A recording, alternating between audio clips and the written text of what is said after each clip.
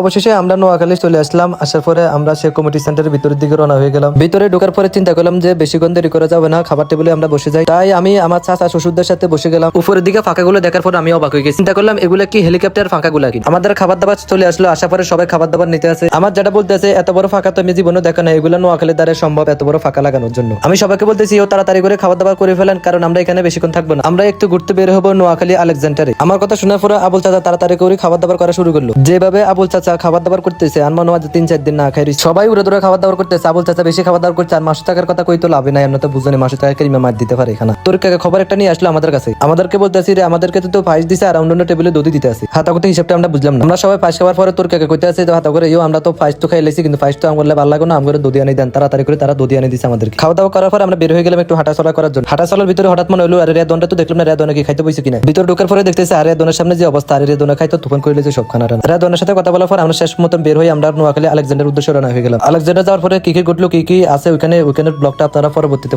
দেখতে পারবেন।